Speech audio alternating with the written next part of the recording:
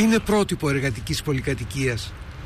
Το κτηριακό σύμπλεγμα Καρλ Μάρξ Χοφ που χτίστηκε στο Μεσοπόλεμο παραμένει ελκυστικός τόπος κατοίκησης. Το μόνο που άλλαξε ριζικά από τότε είναι το πολιτικό φρόνημα των κατοίκων του.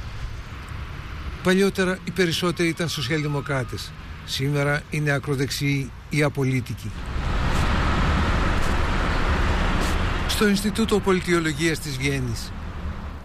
Πρόγνωση ενός νέου πολιτικού σοκ. Ich gehe davon aus, dass bei den nächsten Wahlen, beispielsweise in Wien, eine FPÖ, die rassistisch agiert, die gegen Integration ist, dass diese wieder einen nicht unbeträchtlichen Teil der Arbeiter im wahrsten Sinn des Wortes für sich anzieht. Die Masse der Armen wird immer mehr.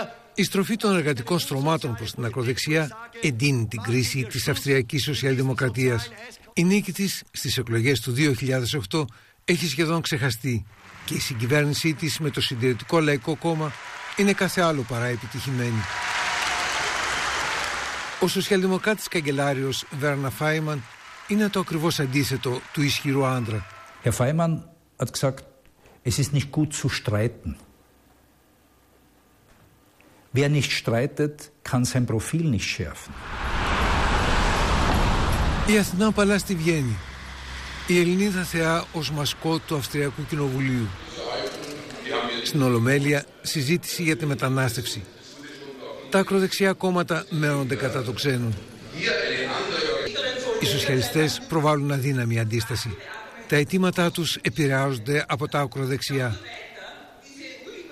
Was wir machen wollen, ist missbrauchsfeste Strukturen. Ja, wenn wir Asylverfahren beschleunigen, dann ist das im Interesse der Asylantragsteller. Aber was wir nicht wollen, ist, dass es überall Hintertüren gibt für illegale Einwanderung. Η κρίση των σοσιαλιστών εκφράστηκε στις πρόσφατες εκλογικές πανοελευθερίες τους στα κρατήδια Vorarlberg και Άνω Αυστρία. Όμως αυτό είναι απόρρια μιας γενικότερης πολιτικής κρίσης στην Αυστρία. Es gibt noch eine Geschichte, die ganz wesentlich ist, das ist das Jahr 2000 gewesen, ja, wo die FPÖ an die Regierung gekommen ist. Das hat das Immunsystem in Österreich zerstört. Es ist dadurch auch das Immunsystem der SPÖ und dadurch ist auch das Immunsystem der SPÖ zerstört worden. Οι Αυστριακοί σοσιαλιστές δεν είναι οι μόνοι που παρακμάζουν. Οι σύντροφοι τους στην Ευρώπη που κυβερνούν ή συγκυβερνούν είναι είδος υπό εξαφάνιση. Μόνο 7 σοσιαλδημοκρατικά κόμματα βρίσκονται σήμερα στην κυβέρνηση. Το γερμανικό, το κόμμα μήτρα της Διεθνούς Σοσιαλδημοκρατίας, υπέστη τον περασμένο Σεπτέμβριο τη βαρύτερη εκλογική ήττα του από το 1893. Από τότε βρίσκεται στην αντιπολίτευση. Bei der Bundestagswahl jetzt am 27. September hat die SPD insgesamt 6 Millionen Wähler verloren im Vergleich zu 2005. 6 Millionen Wähler. Und von diesen 6 Millionen Wählern haben ungefähr 2/3 als Grund angegeben, dass die SPD nicht mehr für soziale Gerechtigkeit steht. Fast 4 Millionen Wähler haben die SPD nicht mehr gewählt aus diesem Grund. Κρίση βαθιά. Ο λόγος γι' αυτό ήταν πρώτον η νεοφιλελεύθερη πολιτική και δεύτερον το πέρασμα από τη στρατηγική της αναδιανομής που εξασφάλιζε κοινωνική δικαιοσύνη στη στρατηγική των ίσων ευκαιριών στο μορφωτικό τομέα που αποδεικνύεται λίγη. In diesen 11 Jahren, wo die SPD regiert hat, ist die Chancengerechtigkeit nicht gestiegen, sondern gesunken. Es ist, wenn man sich die Zahlen anguckt, im Jahr 2009 weniger wahrscheinlich für ein Kind, einen Jugendlichen, der aus dem Arbeiterhaushalt kommt, dass er studiert als 1998. Das heißt, die SPD hat auch dieses Versprechen nicht eingelöst.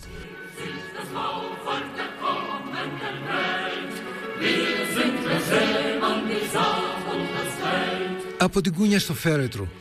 Μέχρι το Μεσοπόλεμο οι εργάτες ήταν δεμένοι εφόρου ζωής με το κόμμα τους. Το τελευταίο τους ευχαριστούσε, χτίζοντας για αυτούς στους δήμους που κυβερνούσε, αμέτρητες πολυκατοικίες, σχολεία και νοσοκομεία. Έτσι γεννήθηκε η περίφημη Κόκκινη Βιέννη με σήμα κατά τεθέν το Καρλ Μάρξ Χοφ. Η πολιτική της αναδιανομής αποτυπωνόταν και αρχιτεκτονικά. Κόκκινη καρδιά, κόκκινα σπίτια, κόκκινη Βιέννη. Το κόκκινο ήταν το σήμα κατατεθέν μιας πόλης που ήταν το πρότυπο του εργατικού κινήματος σε όλο τον κόσμο. Φεύγει η αναδιανομή, φεύγουν και οι ψηφοφόροι. Όμως η πολιτική κρίση απαιτεί και πολιτική λύση. Έξω από το κοινοβούλιο της Βιέννης, η πρωτομή του Βίκτορ Άντλα, του πατέρα της Αυστριακής Σοσιαλδημοκρατίας, σύμβολο ενός ένδοξου παρελθόντος και ενός ανοιχτού μέλλοντος, χωρίς happy end, αλλά και χωρίς την απειλή του άδοξου τέλους.